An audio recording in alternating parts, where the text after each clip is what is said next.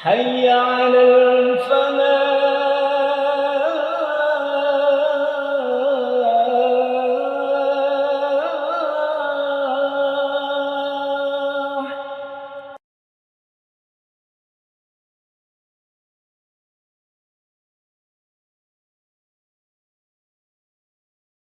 Assalamualaikum warahmatullahi wabarakatuh.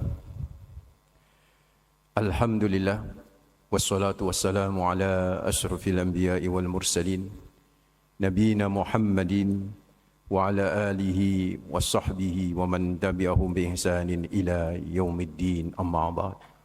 Fa inna asdaqal hadis kitabullah wa khairal hadi hadi Muhammadin sallallahu alaihi wasallam wa syarrul umuri muhdatsatuha wa kullu bid'atin dhalalah wa kullu dhalalatin finnar. Allahumma anfa'na bima 'allamtana wa 'allimna alladhi yanfa'una wa zidna ilma walhamdulillahi rabbil alamin. Ikhwatud din, hafizakumullah, hadirin hadirat, bapak-bapak, ibu-ibu, jamaah salat Isya dan insyaallah tarawih Masjid Al-Falah, hafizakumullah. Semoga Allah menjaga kita, memberi berkah, rahmat, hidayah, bimbingan, keselamatan dunia akhirat. Pertama, mari kita panjatkan rasa syukur yang begitu mendalam. Kita haturkan hanya kepada Allah Rabbul Alamin. Dengan lisan selalu berucap hamdalah, alhamdulillahi Rabbil Alamin. Yang kedua tentu salam, salawat terus kita persembahkan kepada manusia terbaik, teladan abadi bagi kita Rasulullah Muhammad sallallahu alaihi wasallam.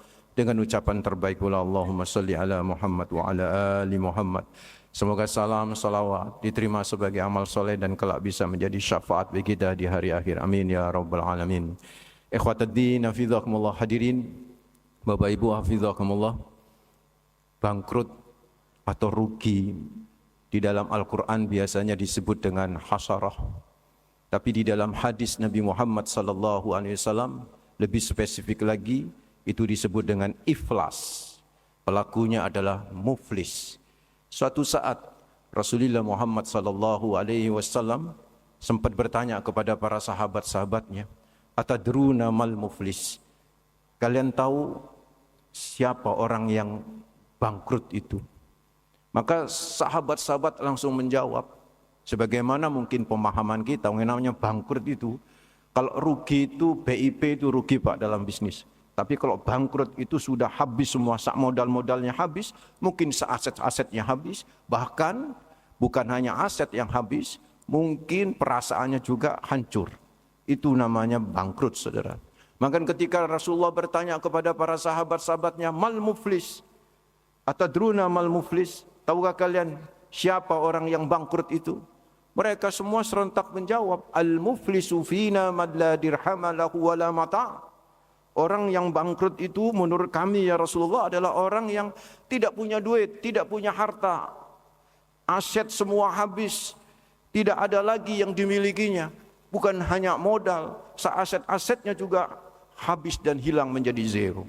Mendengar penjelasan para sahabat-sahabatnya itu, Rasulullah kemudian menyatakan, faqala Nabi sallallahu alaihi wasallam, innal muflisa min ummati, kata Rasulullah, sesungguhnya orang yang bangkrut dari kalangan umatku, ya'ti yaumal qiyamah, nanti datang. Agak beda ini penjelasan Rasulullah. Kata Rasulullah, orang yang bangkrut dari kalangan umatku, ya'ti yaumal qiyamah adalah orang-orang yang nanti datang di hari kiamat, bisolatin, membawa pahala salat yang berjibun, wabisyamin, membawa pahala puasa yang luar biasa, wa zakatin, juga membawa pahala zakat yang luar biasa. Wa ya'ti qad satama hada, tetapi saat bersamaan nanti di akhirat itu datang juga orang lain yang mengadu tentang kelakuan orang-orang yang pahalanya berjibun tadi. Qad satama hada, dia telah mencaci maki aku ya Allah. Wa qadafa hada, dia telah menuduh kami melakukan perbuatan zalim ya Allah, padahal kami enggak melakukan itu. Bahkan wa akala mala hada, memakan dan mengambil, merampas harta kami. Wa safaka dama hada wa daraba hada, banyak aduan-aduan tentang dia yang pahalanya berjibun itu. Fayu'ta hada min hasanatihi wa hada min hasanati. Maka apa yang terjadi? Allah akhirnya mengambil seluruh pahala-pahala orang-orang tadi yang memiliki pahala solat, pahala zakat, pahala puasa yang luar biasa diberikan kepada orang yang telah mengadu itu, Pak. Diberikan kepada orang-orang yang telah dizalimin, yang telah dirampas haknya. Sampai fa in faniyat hasanatuhu, sampai ketiga seluruh amal solehnya sudah gak ada. Qabla ayyuqda ma'alaihi, sebelum yang ngadu itu habis, maka apa yang terjadi? Ukhidah. Maka kemudian yang terjadi, saudaraku, ikhwataddin hafizakumullah, ukhida min khatayahum faturhiyat alaihi summa turhiya finnar.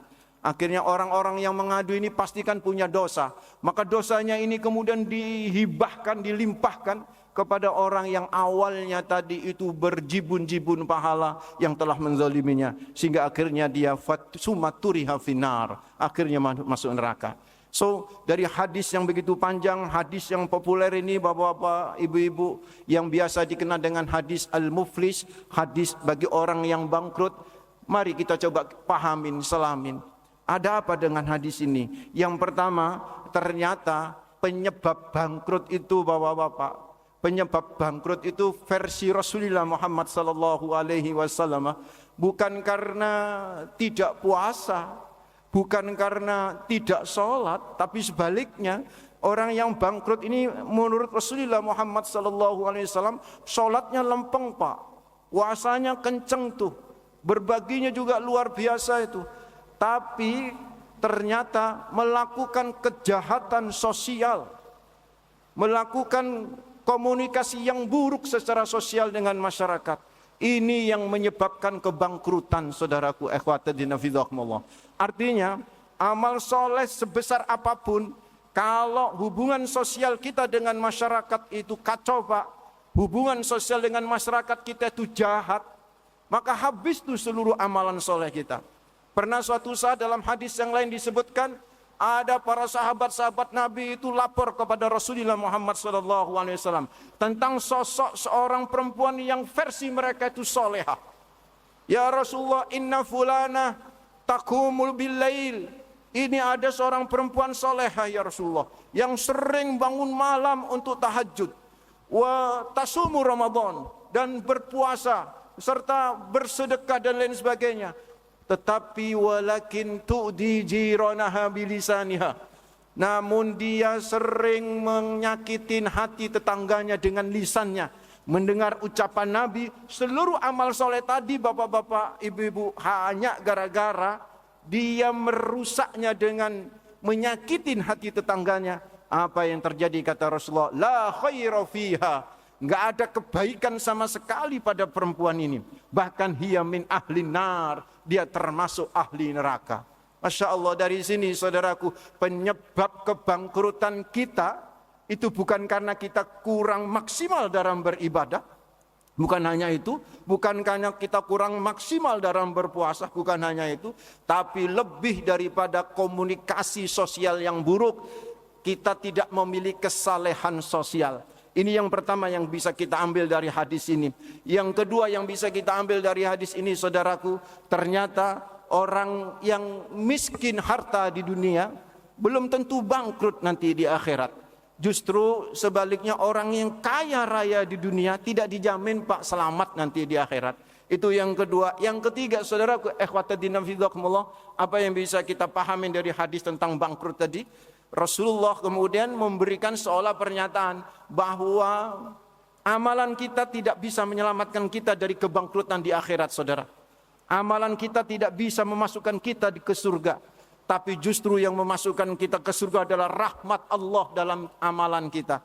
Artinya rahmat Allah dalam jiwa kita, kasih sayang Allah dalam jiwa kita, yang kasih sayang Allah dalam jiwa kita itu merebak kepada orang-orang di sekitar kita. Artinya bapak-bapak, ibu-ibu, kalau kita sudah beribadah kencang, sudah tentu beriman kepada Allah, beribadah kencang, terus kemudian ibadah itu melahirkan kasih sayang kepada keluarga kita, kasih sayang kepada pasangan hidup kita, kasih sayang kepada anak-anak kita, kasih sayang kepada tetangga-tetangga kita. Itulah yang kelak akan bisa menyelamatkan kita nanti di akhirat.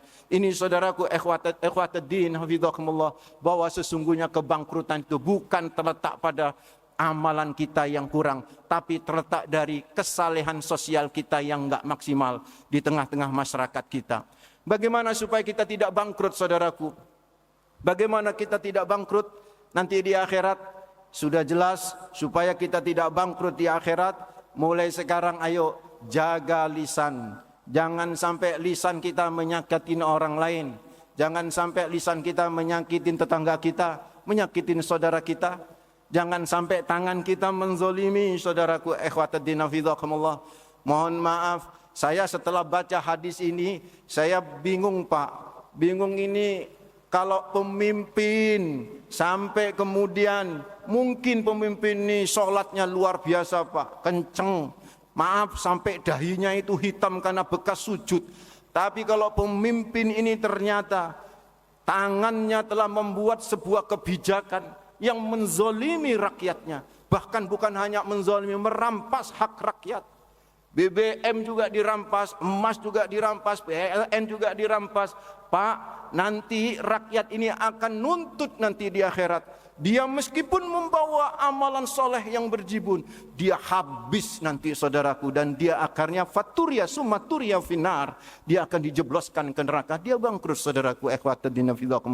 Karena itu supaya tidak bangkrut saudaraku, ayo kalau bisa lisan ini dijaga, tangan kita juga dijaga, jangan sampai menzalimi, menyakitin orang lain.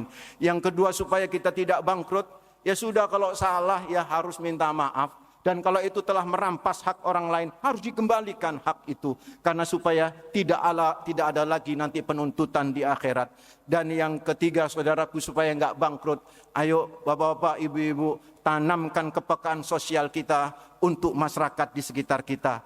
Karena Allah itu akan menolong kita, Allah akan menyelamatkan kita Pak, kalau kita selalu menolong saudara-saudara kita. Wallahu fi aunil abdi, maka al abdu fi auni akhihi. Ada sebuah riwayat yang luar biasa di mana Rasulullah menyatakan ahabul a'mal ilallahi ta'ala. Amalan yang paling dicintai oleh Allah adalah anfa'uhum linnas, adalah manusia yang paling banyak memberikan manfaat. Wa ahabul a'mal, dan amalan yang paling dicintai oleh Allah sururun tudkhiluhu 'alan nas, ala muslim, yaitu orang yang senang memberikan kebahagiaan kepada saudara sesama muslim. Kalau kita bisa lakukan itu, insya Allah semua amalan-amalan kita akan terangkat menjadi nilai yang tinggi dan membuat kita tidak bangkrut saudaraku. Dan yang terakhir, banyaklah berdoa, karena kita tidak tahu bahwa bisa jadi apa yang kita lakukan itu menyakiti orang lain.